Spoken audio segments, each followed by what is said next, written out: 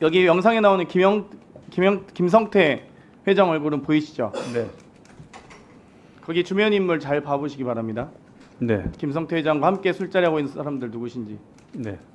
김현철 변호사 증인석에 서시겠어요? 형사사건 변론하시면서 이 수사 보고서 많이 보셨죠? 예. 예, 이미 이 수사 보고서 잘 알고 계시죠? 워낙 유명한 보고서인데 보통 검찰의 수사 보고서는 주임 검사 결재까지 받죠. 맞습니다. 예. 그러면 결국 이 수사 보고서가 검찰의 수사 방향이라고 봐도 되겠네요. 네, 그렇습니다. 예, 이 수사 보고서에 따르면 이 N 프로젝트라고 명명한 주가 조작, 나노스의 주가 부양 계획에 대해서 검찰도 이런 수사 방향으로 알고 있었고 잡았었다라고 보시는 거죠. 네. 근데 이 수사 방향이 바뀌게 된 이유가 무엇일까요? 아마 그 수사 보고서는 2022년 10월 2일자로 생각됩니다. 엄영수 실장의 그 카카오톡을 분석한 자료이고 그 내용은 당시 쌍방울의 계열사인 나노스의 주가를 부양하자라는 내용이고 그 주가 부양의 컨텐츠들은 당시 쌍방울 계열사인 나노스가 대북 사업에 관해서 예를 들어서 김영기 차관을 영입했으니까 이걸 부양해서 이걸 이용해서 주가를 부양하자 뭐 그런 내용들. 예, 수사 보고서의 첨부 다 내용을 보면은 카카오톡 대화를 통해서 박철준 이 소위 쌍방울 주가 조작의 키맨이 오늘 또 N 활성화 부탁요 방영철이 그게 뭐냐 쌍방울 부회장입니다. 또 그러니까 김영수 쌍방울 미래전략본부장이 나노스 댓글이라는 이야기까지 합니다. 변호사께서 이거 아시죠? 국정원 문건. 예, 맞습니다. 국정원 문건에도 국정원이 이 주가 조작의 연루설이 퍼지자 제기가 가능성이 높아지자 사전 예방적 차원에서 종결했다라는 국정원 문건도 있지 않습니까? 맞습니다. 예. 그러면 이렇게 1심 판결문에도 이 쌍방울 주가 부양에 도움이 될 만한 사업에 대해서 이 김성태가 마련한 자금을 환치기 방식이나 현금 소지, 중국 출국 등 다양한 방법으로 밀반출해서 조선노동당에 대한 대북 로비 사업 또는 이행보증금 명목으로 지급하기로 계획하였다라는 것이 안보수 1심 판결문에도 있는 내용 아닙니까? 법원도 검찰도 법원도 국정원도 주가 조작과 이 소위 대북 로비 사건으로 오히려 확대돼야 된다고 생각하는데 어떻게 생각하십니까? 2022년 10월까지 당시 검찰은 이 사건을 나노스의 주가 부양 사건으로 바라봤던 것 같습니다. 근데 왜 김성태 회장은 외국환 거래법으로 기소가 되죠? 국가보안법이나 특가법상 국외재산 도피에 대해서 징역 10년 이상 무기징역까지 구형할 수 있는 거 아닙니까? 맞습니다. 그런데 왜 안 했습니까? 김성태가 나중에 수사한 건가요, 검찰이? 김성태가 체포된 이후에 김성태와 검찰이 모종의 거래가 있었던 것으로 보입니다.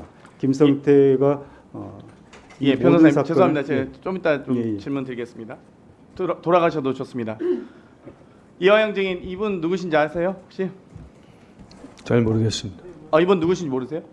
아, 박상영 검사네요. 그죠? 박상용 검사입니다. 예. 너무 잘 나왔나요, 사진이? 아니요, 잘 모르겠습니다. 이분이 그 사건 조작의 검사 맞습니까? 저기 앉아 계셔야 될 분이 안 나오시는 거잖아요. 뭐가 그렇게 두려운지 모르겠습니다. 김성태 하나 질문 드리겠는데요. 이 옥중서신 본인이 쓰셨습니다. 검찰 고위직 출신 전관 변호사가 회유 협박을 했다고 하셨습니다. 그 전관 변호사 누굽니까? 제가 전 이름을 이 자리에서 말씀드리고 조모 변호사님이신데요. 조재현 변호사 맞습니까? 예, 아니요 하세요. 제가 질문 드린 거잖아요. 맞습니다. 네. 23년 6월 19일, 29일 두 차례에 걸쳐서 박상용 검사와 연결해서 만나신 거 맞습니까?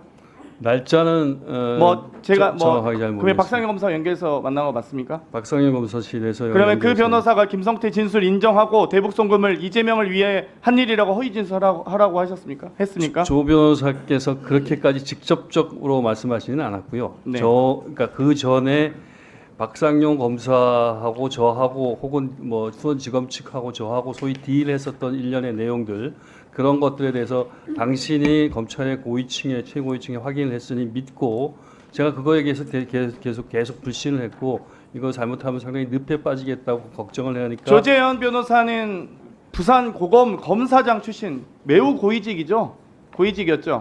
수원 고검장도 하신 걸로 알고 있습니다. 수원지검장 시절에는 박상용 검사와 근무 기간도 같이 겹치더라고요. 그리고 조재현 변호사가 2014년 남부지검 증권범죄 수사단장 시절에 쌍방울 주가 조작으로 수백억 원대 시세 차익을 얻었던 김성태 구속 기소한 바 있습니다. 이때 수사팀장이었던 김영현 검사는 쌍방울 계열사 사회 이사로 일하고 있는 거 아십니까? 잘 모르고 있습니다. 모르시겠죠? 그럼 먼저 영상 좀 먼저 보시겠습니다.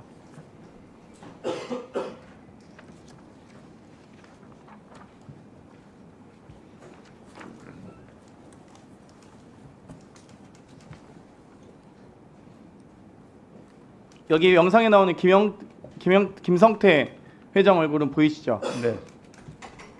거기 주변 인물 잘 봐보시기 바랍니다. 네. 김성태 회장과 함께 술자리하고 있는 사람들 누구신지. 네.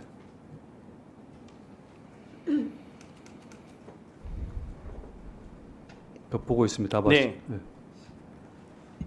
지난 6월 20일 유탐사가 쌍방울 옥상에서 열린 파티, 옥상 파티 일명 옥상 파티 촬영한 영상인데요.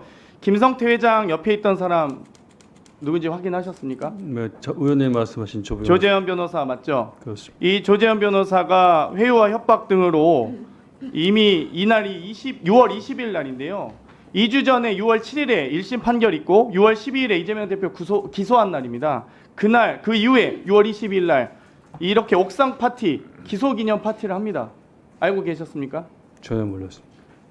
이렇게 술자리 회유하고 쌍방울과 아주 밀접하게 관련된 전 검사 출신 변호사가 거기 수사팀장이 사회이사로 가고 있는데 이렇게 썩어도 썩은 검찰이 이렇게 밀접하게 연관되어 있었습니다. 봉죽 기자님 좀 나와주시겠어요? 제가 하나만 마지막 질문 드리고 싶은데요.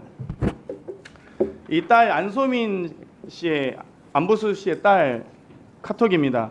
네. 안소민 씨인데요. 이때 금영수, 박상훈, 안부수와 함께 있었던 게 사실 확인됐는데 이때 또 폰 가지로라는 말을 합니다.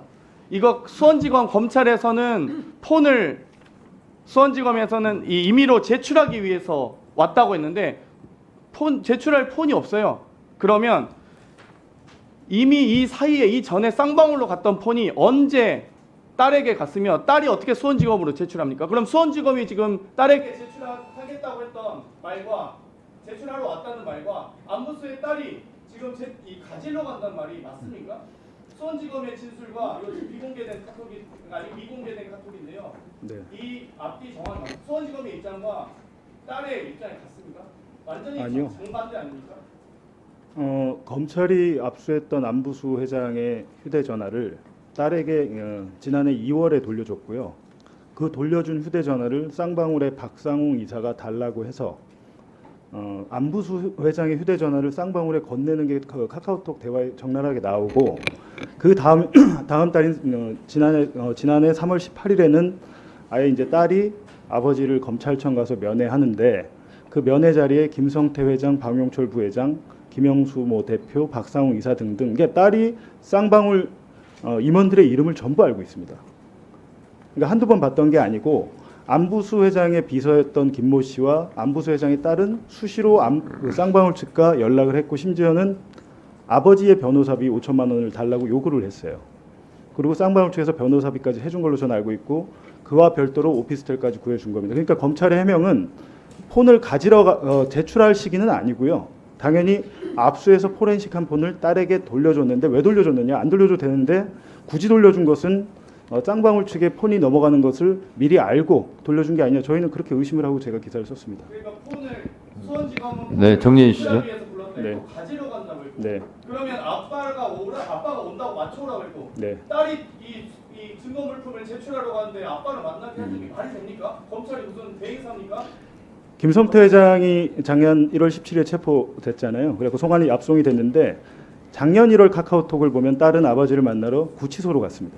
김성태 회장이 오고 나서는 검찰청으로 면회를 간 겁니다.